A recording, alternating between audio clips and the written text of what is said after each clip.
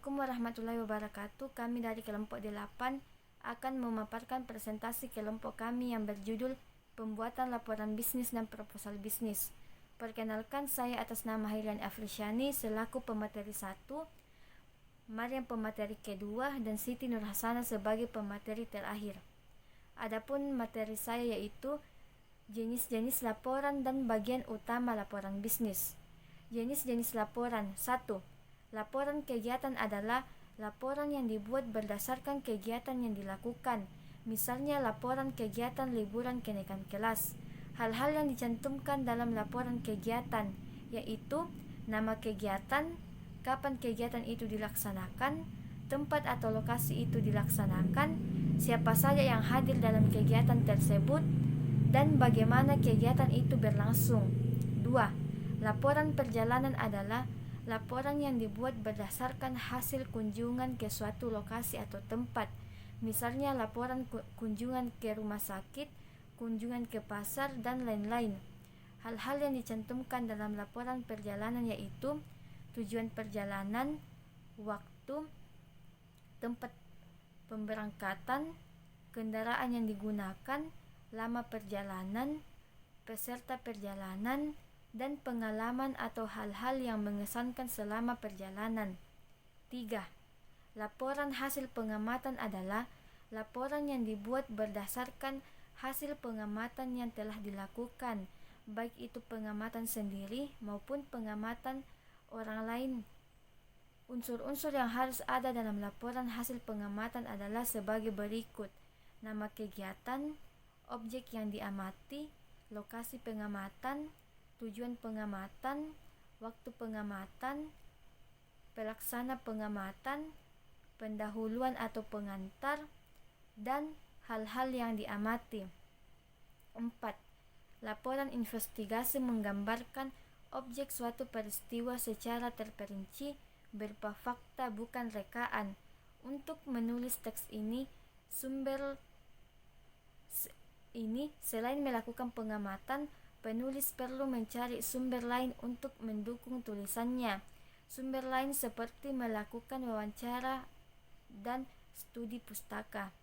5. Laporan hasil percobaan disusun berdasarkan percobaan yang telah dilakukan.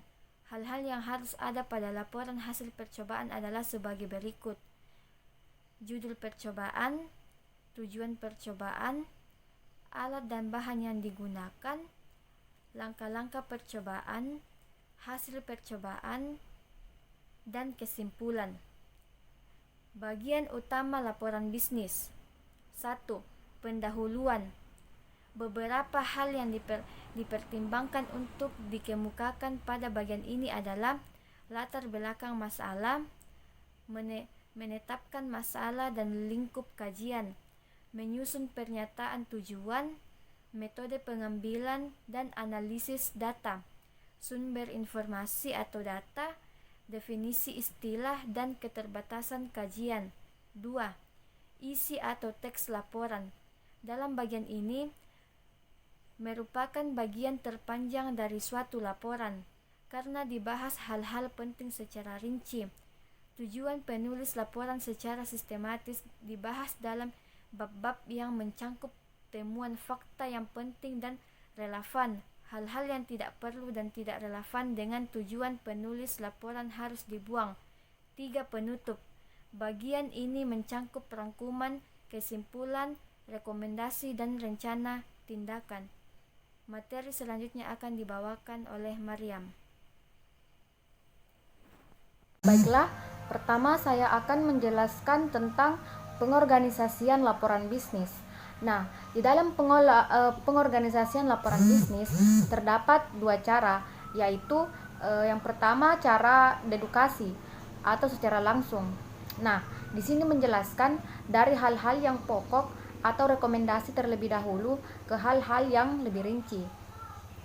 Nah, di sini kita dapat mengetahui eksekutif yang sibuk menentukan sesuatu dengan segera, memperoleh informasi yang netral, ingin menganalisis data dengan baik, dan ingin mengetahui pandangan penulis dengan sesegera mungkin. Nah, cara yang kedua adalah cara induktif atau secara tidak langsung. Nah, di sini menjelaskan dari fakta yang ada serta informasi pendukung lainnya pada kesimpulan dan rekomendasi. Nah, di sini kita mengetahui penjelasan secara rinci, memperoleh kesimpulan yang kurang menyenangkan, perlu membaca keseluruhan laporan dan bukan bagian akhirnya saja. Dan terakhir, kita lebih menyukai laporan yang disusun secara induktif. Nah, selanjutnya saya akan masuk ke pembahasan selanjutnya, yaitu mengenai laporan formal.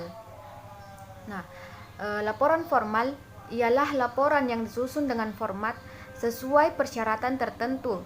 Nadanya bersifat impersonal dan materinya disajikan seperti dalam suatu pola struktur yang ada di dalam buku-buku. Adapun format dalam laporan formal, yang pertama itu bagian pendahuluan. Nah, di sini memuat tentang pendahuluan dari laporan tersebut. Nah, yang kedua adalah halaman judul.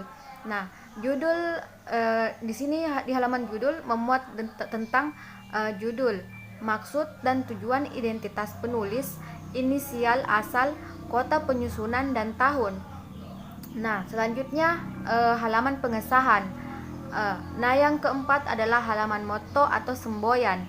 Yang kelima adalah halaman persembahan. Yang keenam adalah kata pengantar. Yang ketujuh adalah daftar isi. Yang kedelapan adalah daftar tabel jika ada. Yang kesembilan daftar gambar jika ada. Yang kesepuluh abstrak atau uraian singkat.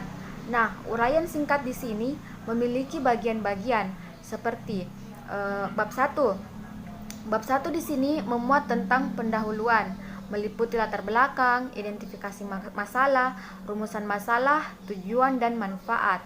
Nah, setelah selesai bab 1, kita masuk ke bab kedua. Di sini memuat kajian pustaka. Nah, selanjutnya bab ketiga. Di sini memuat jenis metode penelitian.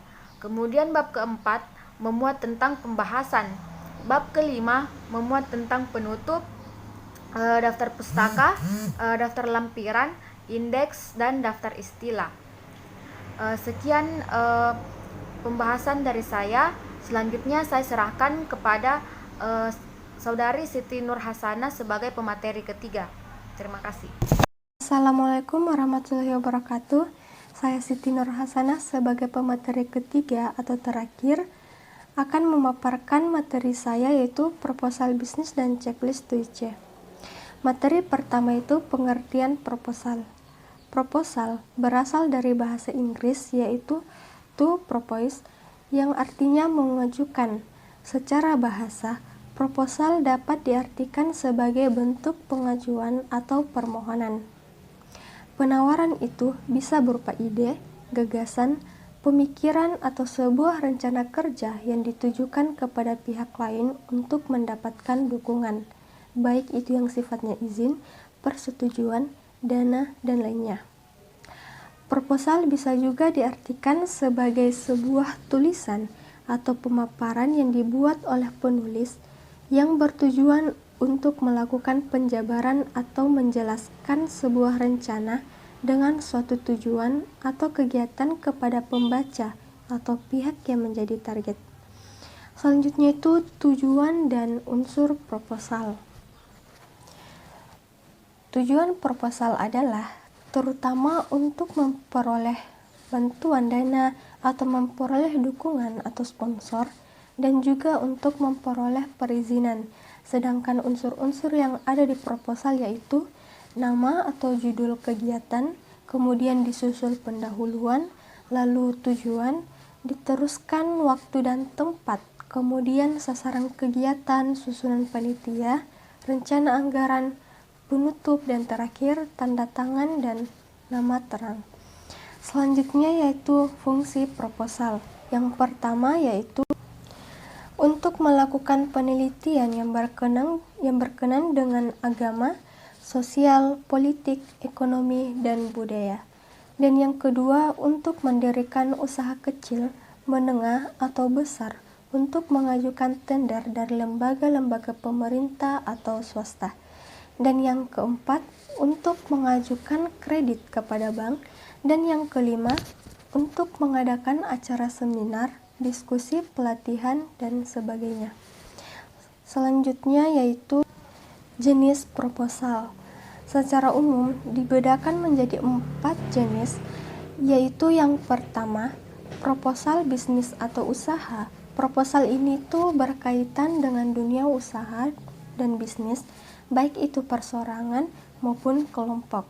Contohnya proposal pendirian usaha. Dan yang kedua yaitu proposal proyek. Proposal proyek ini lebih mengacu pada dunia kerja yang berisi serangkaian ragam dan rencana bisnis atau yang bersifat komersial. Misalnya proposal proyek pembangunan. Dan yang ketiga yaitu proposal penelitian. Jenis proposal ini lebih sering digunakan di bidang akademisi, misalnya penelitian untuk pembuatan skripsi, tesis, dan lainnya. Selanjutnya proposal kegiatan. Proposal kegiatan yaitu pengajuan rencana sebuah kegiatan, baik itu bersifat individu, misalnya proposal kegiatan seni budaya. Selanjutnya materi kedua yaitu checklist 7C. Yang pertama yaitu completeness atau lengkap. Dalam proses penjualan, salah satu komponen yang perlu disampaikan harus lengkap sehingga menghindari kesalahpahaman. Dan yang kedua yaitu conciseness atau singkat. Walaupun perlu memberikan informasi yang lengkap, bukan berarti bertele-tele atau membosankan. Prinsipnya itu singkat, padat, jelas, dan dapat dimengerti. Selanjutnya yang ketiga yaitu consideration atau pertimbangan. Komunikasi penjualan ini tuh perlu juga memberikan pertimbangan yang matang dan bijak. Selanjutnya yang keempat yaitu concreteness atau konkret. Komunikasi yang baik bukan semata-mata menciptakan persepsi positif saja, tapi juga harus membuktikan bahwa jasa produk kebenaran, fakta bukan ilusi. Dan yang kelima yaitu clarity atau kejelasan. Komunikasi penjualan diperlukan proses pengulangan konfirmasi sehingga proses pembelajaran atau penjelasan yang disampaikan dapat diterima dengan baik. Dan yang keenam yaitu courtesy atau kesopanan. Komunikasi penjualan juga perlu dibungkus oleh kesopanan agar para pelanggan pun merasa nyaman. Dan yang terakhir ketujuh yaitu correctness atau ketelitian. Pentingnya adalah melakukan sesuatu secara teliti, mulai penyebutan nama, alamat, nama perusahaan, spesifikasi produk, harga, dan lain-lainnya harus dengan teliti. Mungkin hanya itu yang dapat saya paparkan. Baik, itulah tadi pemaparan kelompok kami. Kurang dan lebihnya mohon dimaafkan. Wabillahi taufiq wal hidayah. Wassalamualaikum warahmatullahi wabarakatuh.